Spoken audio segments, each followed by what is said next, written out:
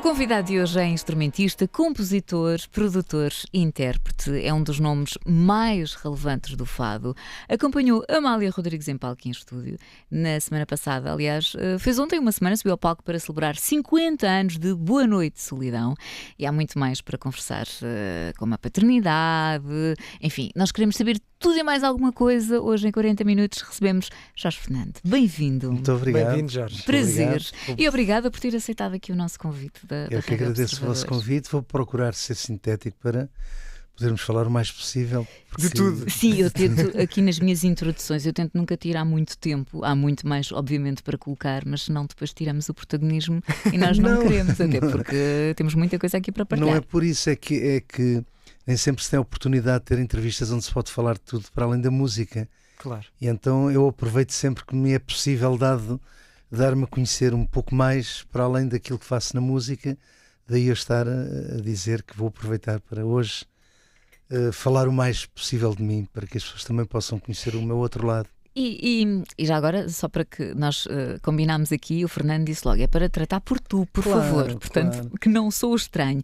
Tu sentes isso mesmo, que as pessoas não te conhecem, ou por exemplo limitam-te a um tema, ou tu, enfim, às vezes é esta questão de sentes que não há espaço para verem para além daquilo que conhecem, que sabem. Para lá do microfone, não é?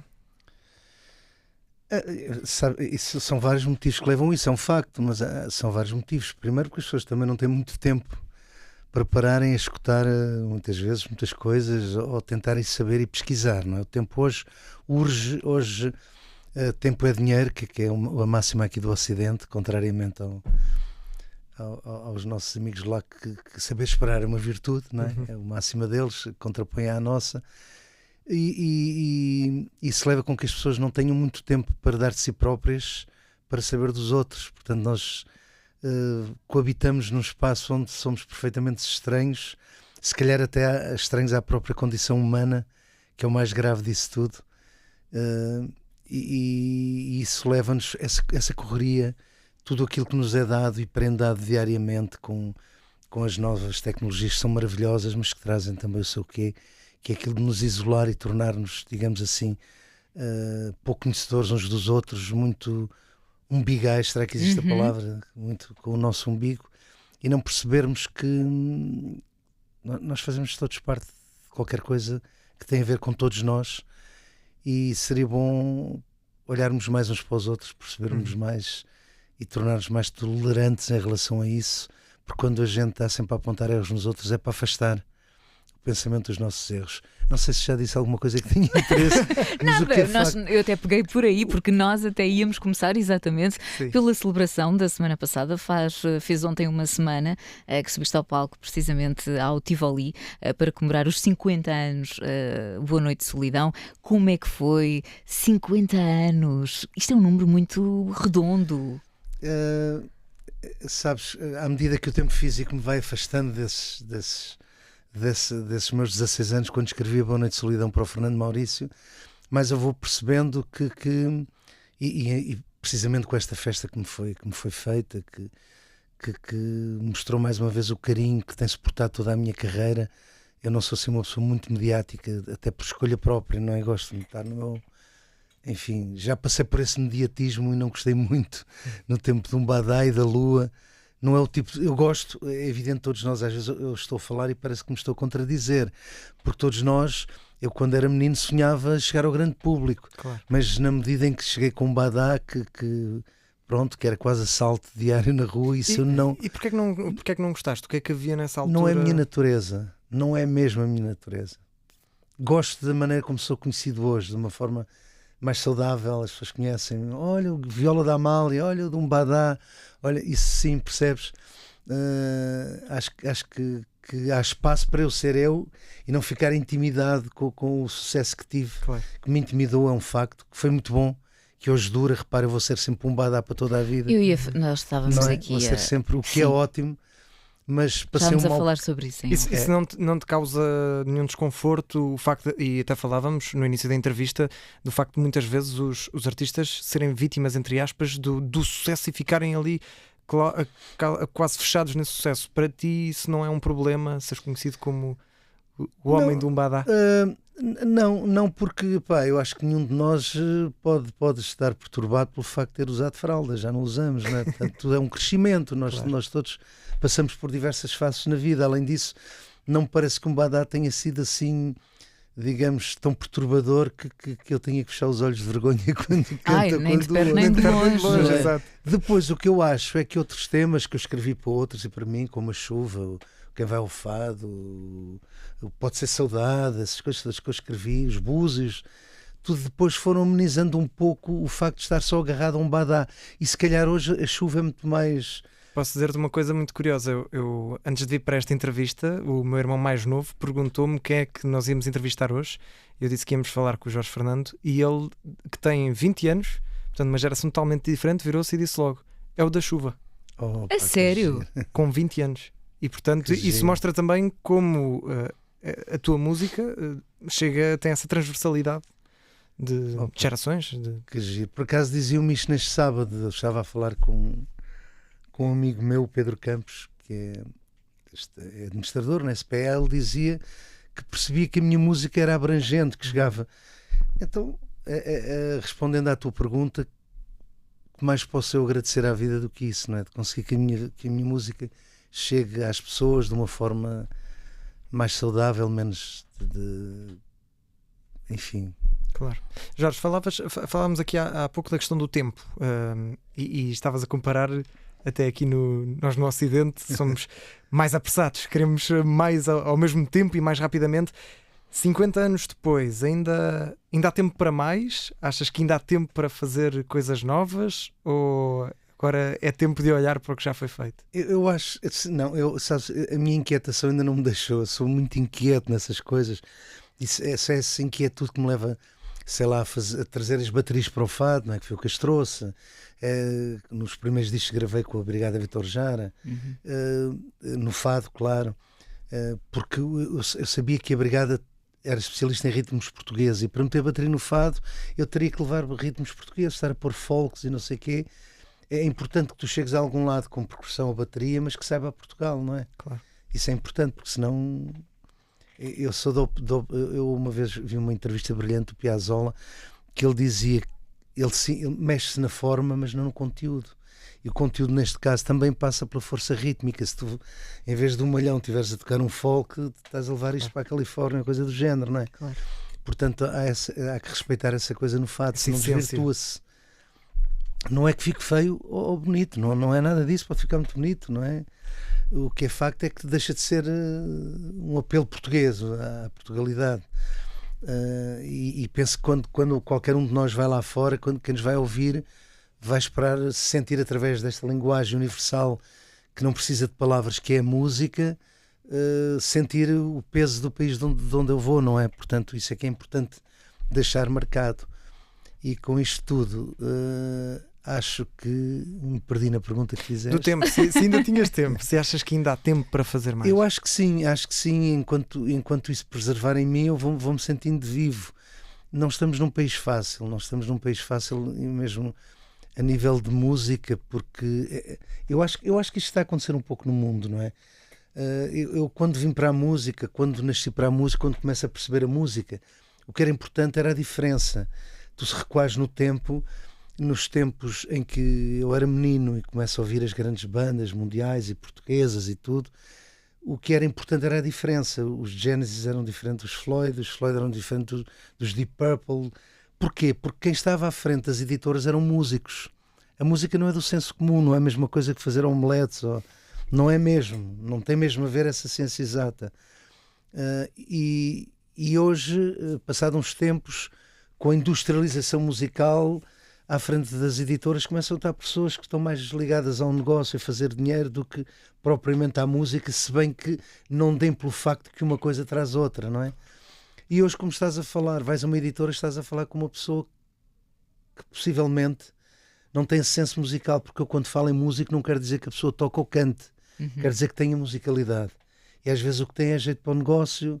Sensibilidade, não é? Música é sensibilidade. É sensibilidade, não tem nada a ver com tocar ou cantar. E essa sensibilidade nem toda a gente tem. E como hoje eu não vejo muito essa sensibilidade, que me perdoem, me desculpem a sinceridade, então com quem tu estás a falar, tens que perceber que é uma pessoa que está... Como é que ela define a música? Se é parecido com aquilo que está a ser tocado ou não. Se for parecido com aquilo que lhe está na cabeça, que vem de fora e que está a vender, é bom. Se for diferente, já não presta. Significa o quê? Que meteste a música numa caixa onde dificilmente nestes tempos próximos poderão sair, a não ser copiarem-se uns aos outros. Do Boa Noite Solidão, é engraçado, tu escreveste aos 16, não foi a primeira música, segundo sei. A primeira foi aos 14? Aos 15. Aos 15? Trigueirinha. Pronto, Trigueirinha, muito bem.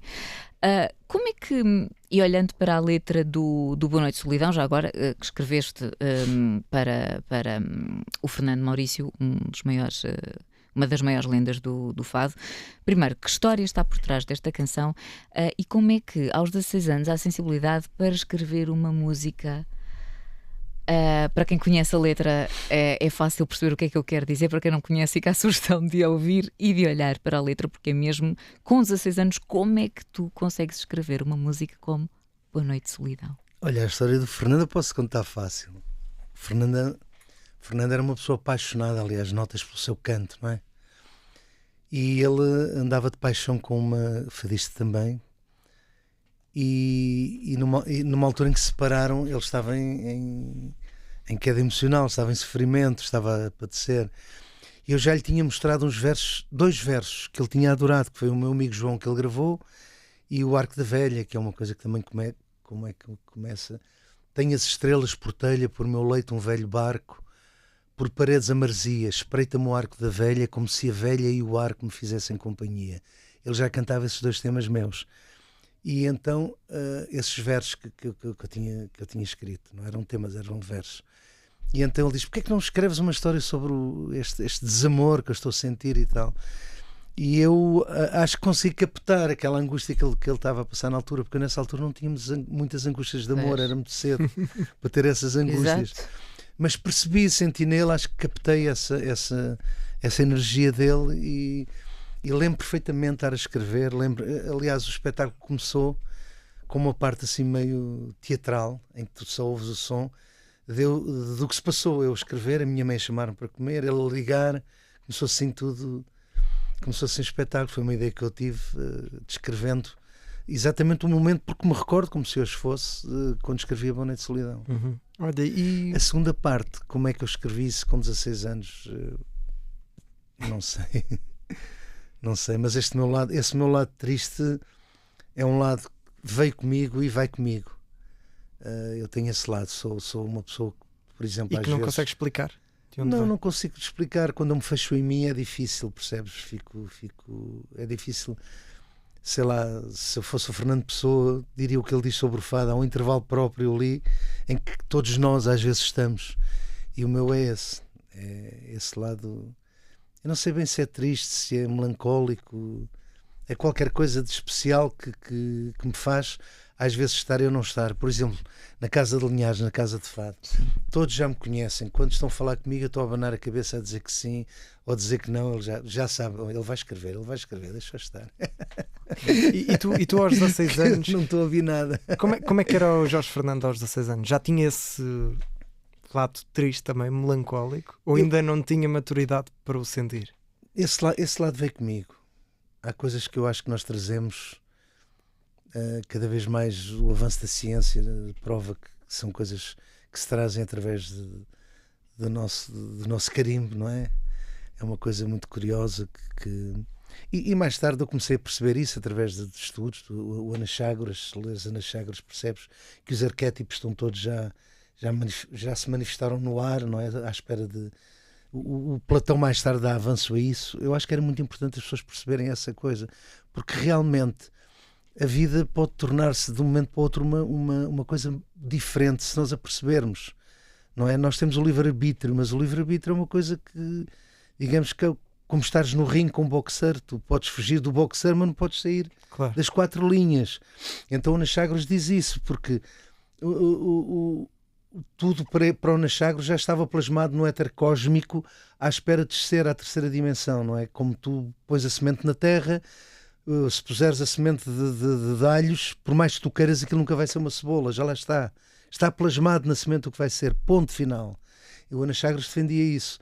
Platão vai um pouco mais longe, diz mesmo que um cavalo, mesmo que lhe cortes as pernas, não deixa de ser um cavalo, será sempre um cavalo, não é? Portanto, eu quero dizer isto que nós trazemos no nosso ADN, imputado em nós. Quem o faz é que eu não sei, nem estou interessado em saber, porque não me vai ser dado saber, mas alguma inteligência, alguma coisa rara, alguma energia, como eu sei dizer, está por trás de tudo isto, num encantador segredo que faz com que a gente nasça e já traga a nobreza para a qual acaba por nascer. E no fundo, para mim, o que é importante é chegarmos ao fim da vida e cumprir essa nobreza. O bate-chapa, que é bom arranjar o carro, o eletricista, que é bom arranjar a luz, e cada um cumprir da melhor maneira aquilo para o qual eu acho que nasce. E neste caso, não sei se era isso que ias perguntar, Catarina, quando esse dia chegar, tu achas que cumpriste também? Acho que sim. Mas sinceramente, perdoe-me, isto não é, mas acho que sim. Repara, eu muita vez na minha vida, sei lá, deixa-me dar-te um exemplo.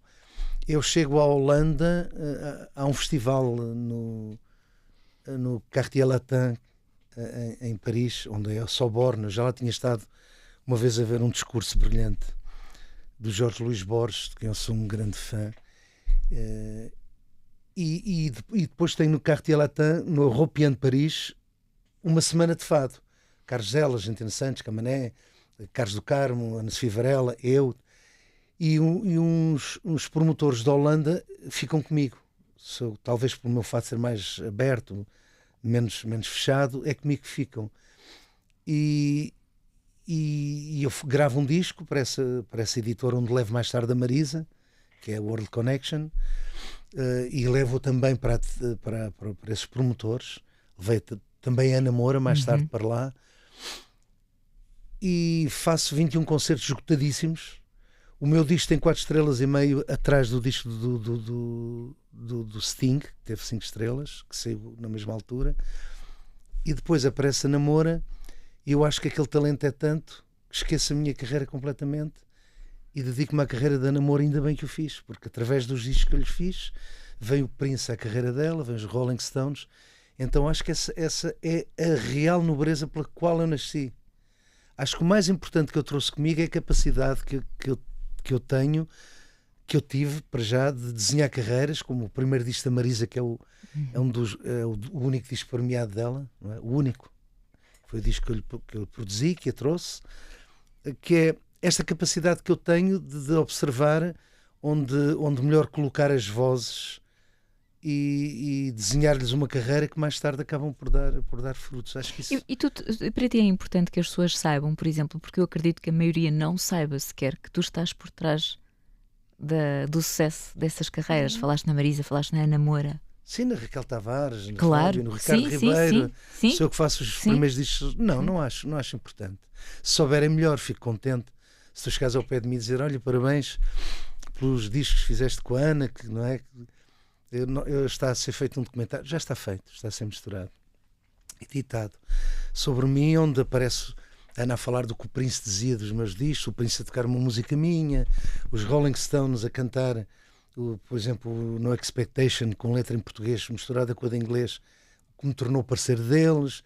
Vai aparecer, por exemplo, o último comentário da Madonna, eu a cantar e a Madonna a dançar, e assim. Portanto, tudo isso são coisas que as pessoas não sabem, e o Francisco Vasconcelos, tal como tu acabaste de referir, disse: as pessoas têm que saber disso. Ótimo, se vierem saber, muito bem. Que seja o mais importante, até aqui não tem sido. Temos vindo aqui falar também da carreira e como tu estás também ligado a outros nomes do fado, mas temos de falar, obviamente, desta ligação à Amália Rodrigues. Nós queremos saber tudo. Como é que eu ia dizer? Isso é até ao fim da minha vida, não é? É um Badá e é a Amália Rodrigues. O viola da Amália. E tens saudades dela? É muitas saudades dela, de Fernando, e acredita que é saudades deles, não se trata de reflexos condicionados, não há aqui Pavlov no meio, não é eu estar a ter saudades de mim daquele tempo. Claro que tenho saudades de mim daquele tempo, mas tenho verdadeiramente saudades da Amália, das nossas conversas. Eu tenho um dos meus CDs que eu gravei com ela, não é? Os últimos CDs que eu gravei, ela escreveu, que é a minha grande pérola, não é? Que é: Jorge Fernando gosta de si como filho. Uau. Repara que não é como um filho, é como filho, ou seja, eu fui o filho que ela gostaria de ter tido, não é? E então nós éramos muito chegados, tínhamos uma cumplicidade tremenda. E então eu tenho saudades disso, tenho saudades das diabruras do Fernando Maurício. Ele era muito brincalhão, estava sempre a pregar partidas aos colegas, a toda a gente. E sobretudo das conversas com a Amália, porque vocês não imaginam a capacidade da Amália. Dificilmente se encontra dentro de uma pessoa, porque a fronteira é muito ténue, uma coisa que é a argúcia e a inteligência, ou se é arguto ou se é inteligente. Uma coisa normalmente não coabita com outra, raramente isso acontece. A Amália não, a Amália, eu costumo dizer que Deus mostra que também tem o seu lado mau, não é? Nem tudo é bom em Deus, porque pôs tudo dentro da Amália e nós deu-nos bocadinhos. Não distribuiu pelo resto. Não distribuiu, portanto, até Deus está intrinsecamente ligado ao mal, o que é um facto, não é? Se é omnipotente, se é omnipresente, está em tudo, não é? Mas isto foi uma brincadeira agora de passagem, Claro. mas as conversas com ela eram... Imagina um menino de 20 anos a ouvir-lhe dizer coisas que me marcaram para a vida toda, que se tornaram eu. Essas coisas dela se tornaram eu, tanto eu sentir a verdade das coisas que me eram ditas. Coisas... De repente, sei lá, eu disse, Amália, mas a Amália não disse que não sei o quê, mas na entrevista... E ela dizia, por exemplo, ao Jorge, muitas vezes eu não disse o que devia, mas nunca disse o que não devia. E estas coisas foram cimentando o meu caráter com 20 anos e percebendo que a Amália foi no fundo mesmo a minha universidade. Tinha tido o Fernando como instrução primária, não é? Com 16 anos conheço o Fernando, e depois a Amália que a vida me pôs na vida para eu me tornar com certeza uma pessoa melhor e que hoje não seria o que sou sem ter passado por ela de jeito nenhum. E há assim alguma história de bastidores que o Fernando gosta de recordar com a Amália? Tantas, sabes, tantas. Sabes, eu acho que uma das coisas que a Amália gostava em mim era porque eu não, também um pouco na minha inocência dos 20 anos, eu não era fingidor, não fingia. A gente às vezes discutíamos, eu lembro uma vez, a Amália tinha uma carrinha Mercedes, ela viajava à frente, ao lado do condutor, e o banco rodava, estava preparado para rodar, para ela se virar para nós, para trás, para falar. E pegámos numa discussão educada, claro, sempre. Eu dizia, não, Amália, olha que é, Amália não é, não é. E ela de repente diz, Jorge Fernando, daqui a pouco um dos dois está aqui a mais. E eu, claro. A parte gira desta história é que parece que conseguimos ouvir isto com a voz da Amália. Ela era muito inteligente, sabes?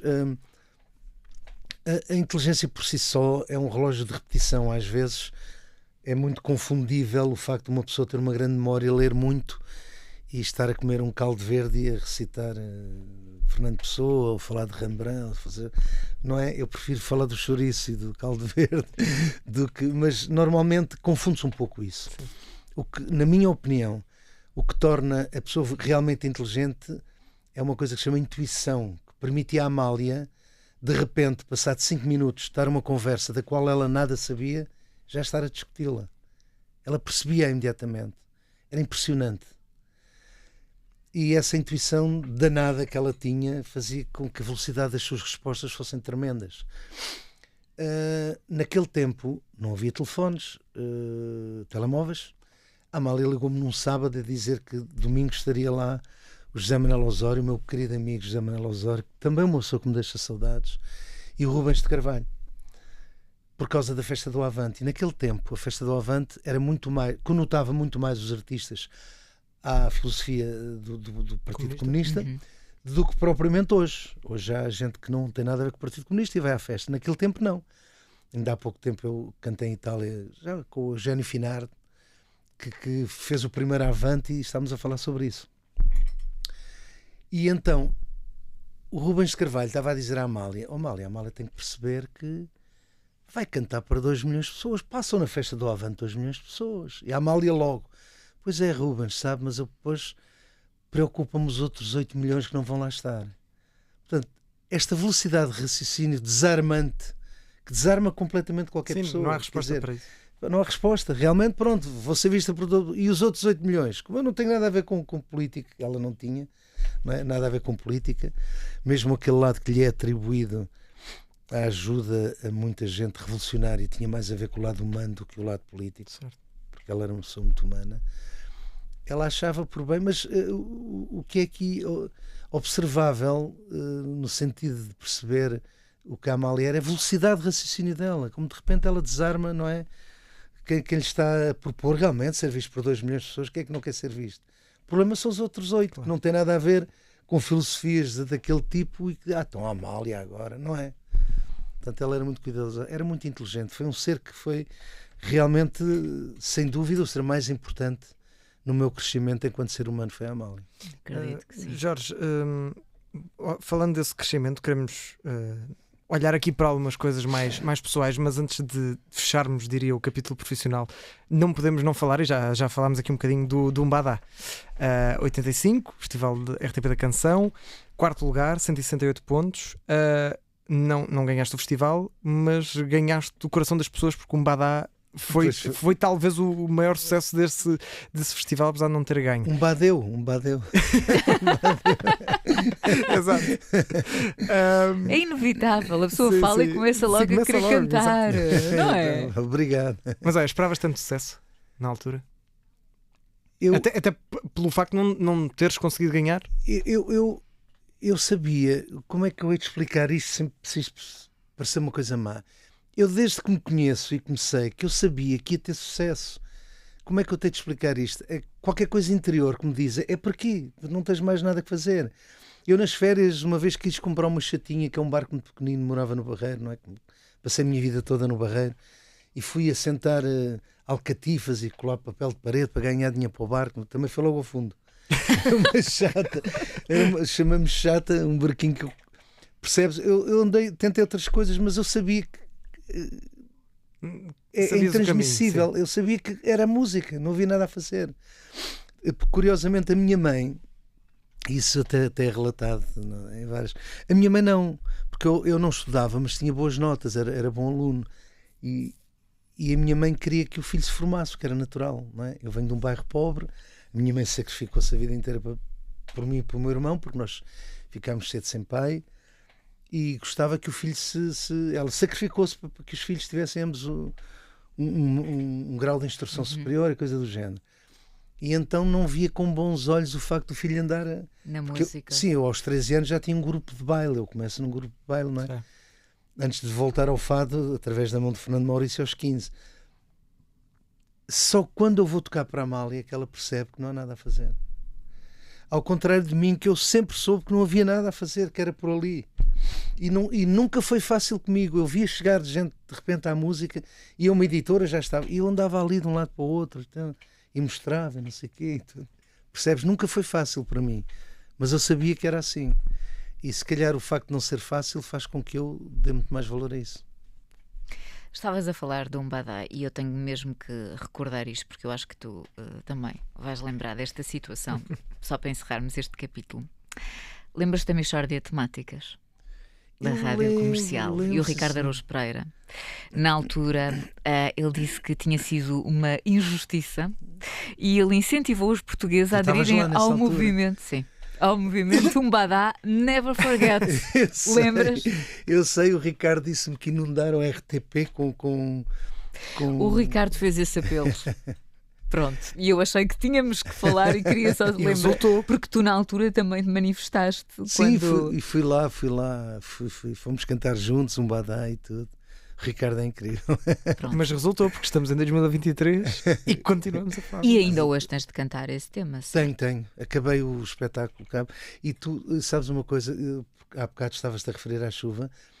Eu às vezes estou nos espetáculos, aqui nas nossas terras maravilhosas, não é? E eu vejo meninos de 15, 16, 17 anos, Umbadá. Mas como é que Umbadá chegou? Não é assim, são os pais, vão passando, não é? Uma canção fácil, vão passando. No fundo é isso, o segredo de Umbadá é ser uma canção fácil, é ser uma canção que no fundo qualquer um de nós podia ter escrito e como tal sente-a como se fosse dele. E isso também foi uma forma de tu ali tentares fazer uma pausa no fado? Foi. sabes, é a minha inquietação, pá. Eu nunca estou parado. É daí que nascem os duetos com o Sam the Kid, com os Expensive Soul. É aí que eu nunca estou. No outro dia o Fausto dizia uma coisa e eu senti isso um pouco na pele. Isso tem uma fatura, isso paga uma fatura. Repara que eu gravo os primeiros discos com baterias. Atenção que adultos já tinham usado eletrónica. Justiça se faz essa grande artista, sobretudo ao Zé da Ponte, porque a ideia foi dele. Com o Fairlight, que era um teclado de computador que existia, já aparece com aquelas percussõezinhas, mas as baterias sou eu que trago. E só em 16, 17 é que rebenta, quando a Ana Moura e a Marisa e toda a gente começa a usar baterias, mas eu já as tinha, não é? Portanto, já tinha 2 discos com eles. Esta inquietação isso tem um preço. Claro. Tem um preço. Porque, tal como eu disse, hoje lidas com gente que está na música e que se calhar nem todos têm essa sensibilidade de perceber coisas. Jorge, temos mais ou menos 10 minutinhos até ao final. E já falámos aqui também de muitos renascimentos que tiveste ao longo da tua carreira, também essa inquietação que tens e que te faz reinventar. Parece Zé Mário Branco. Inquietação, cada vez que tu falas na minha cabeça. Não há como fugir. Mas houve aqui um renascimento. Tu tiveste também, em termos pessoais, em maio, tiveste uma operação muito delicada, muito difícil, durou 7 horas ao coração. Numa altura como essa, na preparação dessa operação, porque pelo que percebi já sabias que ia acontecer essa operação, o que é que se pensa? Chegando aos 66 anos, uma vida inteira, e de repente tens uma operação tão difícil para fazer. Eu acho que primeiro que tudo o segredo é não pensar, não é? Mas claro que não consegues. É assim, sabes, eu sempre fiz desporto a vida inteira, fui internacional júnior. A sério? Sim. Futebol? Sim, fiz karaté a vida toda. Aos 40 anos deixo o karaté, vou para o boxe com o Orlando Jesus, sempre ligado a desporto do mais alto nível. E eu nasço sem saber com uma válvula bicúspide. Significa que tem 2 orifícios de saída para expelir o sangue em vez de 3. E não o sabia. Quando é que descobriste? E por volta dos 60 anos andava a jogar a bola com o Zambujo, com o Marco Rodrigues, pronto, a gente jogava a bola e, claro, eu venho de escola, de jogador, não é? Pronto, sempre adorei jogar e começo a sentir até que me baixa de vez em quando. Sentes que algo não estava bem. E começo aos 60, repare, sou operado aos 66. Começo a sentir suores, acordar de noite a suar, estar a começar a suar, faltar-me o ar, e a Fábia dizia-me: não tenho bom feeling, temos que ir ao médico. E um dia foi de tal maneira que eu fui mesmo ao hospital e fiquei lobulado, estava à beira de um fulminante. Foi quase, digamos que a Fábia foi a minha fada madrinha, para além de mulher, naquele instante. E estive internado e daí para cá tenho vindo a ser observado. Como tu sabes, o ser humano tem essa capacidade tremenda de ser habituando às coisas, mesmo às maleitas. Claro. Não é? Se tu tiveres um acidente e ficares a coxear, tu habituas-te a andar assim. E eu fui-me habituando ao facto dessa insuficiência estar dentro de mim, não é? Até que, de repente, nos últimos exames que faço, a aorta estava com um aneurisma enorme, pronta a arrebentar, e sou assim operado de urgência.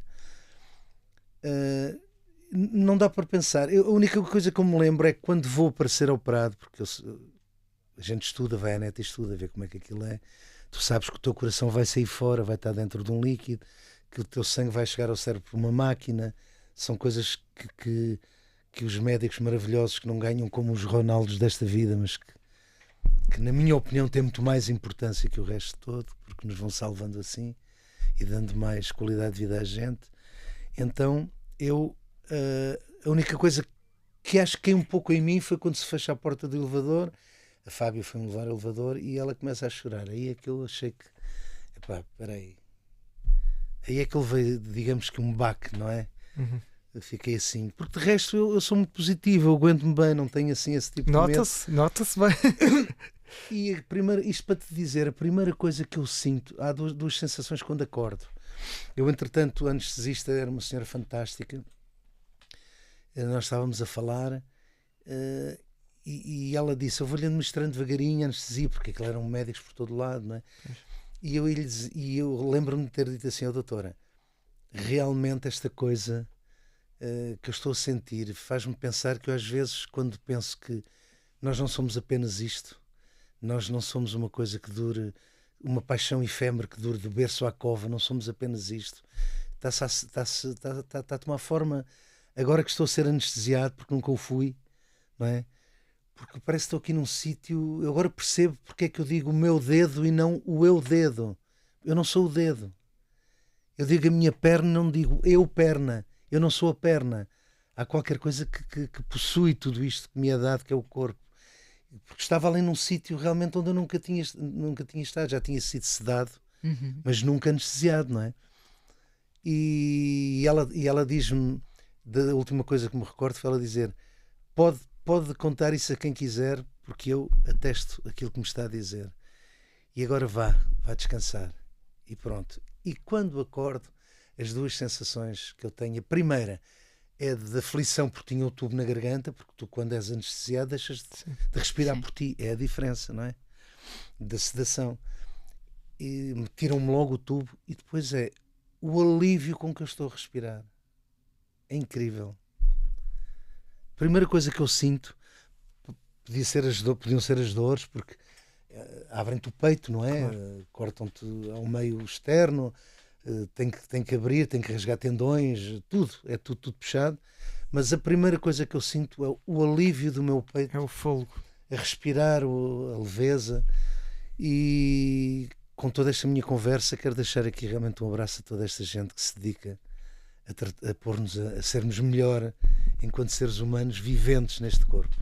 Acho que eles merecem por cima tudo. Foste operado e tinhas a tua filha pequenina.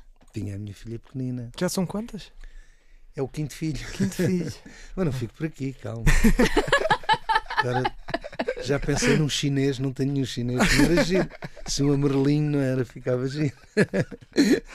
Mas não estás farto de filhos ainda? Não, pá, os filhos nunca fartam. Como farto? Nada de farto. Com tantos, não, credo.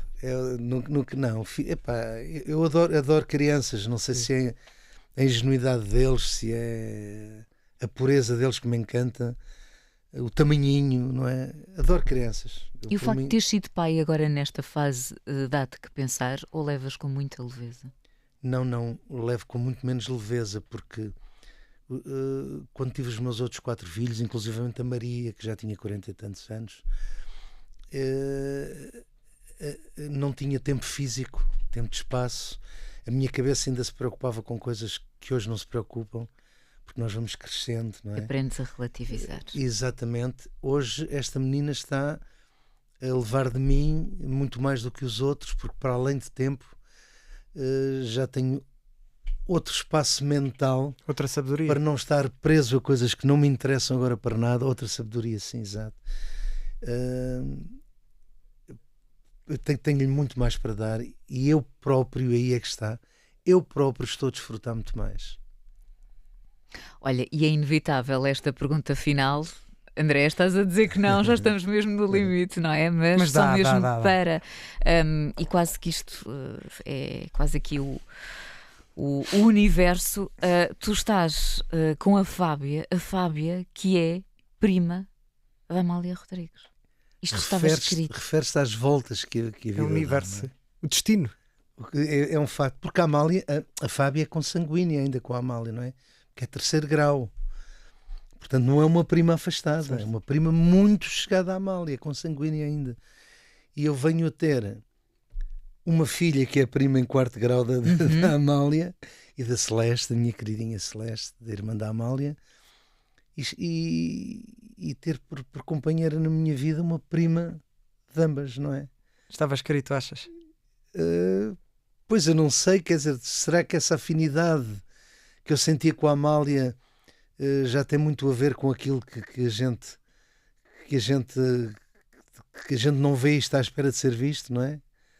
Portanto, olha, o tempo dirá. Eu sei que um dia, sabes, eu tenho esta coisa, eu gosto muito, eu estudei muito religião, estudei muito andei pelo espiritismo, enfim, tudo o que é religião para Parte estudar. metafísica. Exatamente, a parte mais metafísica, sempre ligada à ciência. Eu não consigo separar. Só a fé cega é uma coisa que comigo não funciona. Ou tenho que a perceber através do sentir, ou então não contem comigo para isso, não é? Não é aquele tipo de jogador que imagina, vai marcar um penalti e reza, falha o penalti, então Deus já não existe. Claro. Estás a perceber? Não é por aí que eu vou. Eu acho que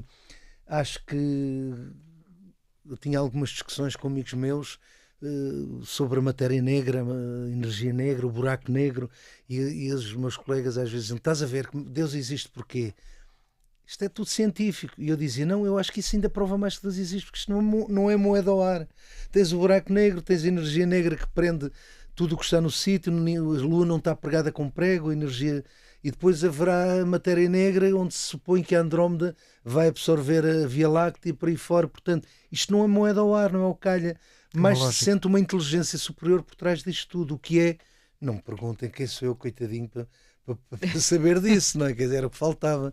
Agora ser o escolhido, não é? Olha, já estamos mesmo... É o limite, portanto temos de ficar por aqui com muita pena. Foi um prazer receber-te. Volta sempre. Hoje, Jorge Fernando, em 40 minutos na Rádio Observador. Estamos de regresso para a semana. Até para a semana.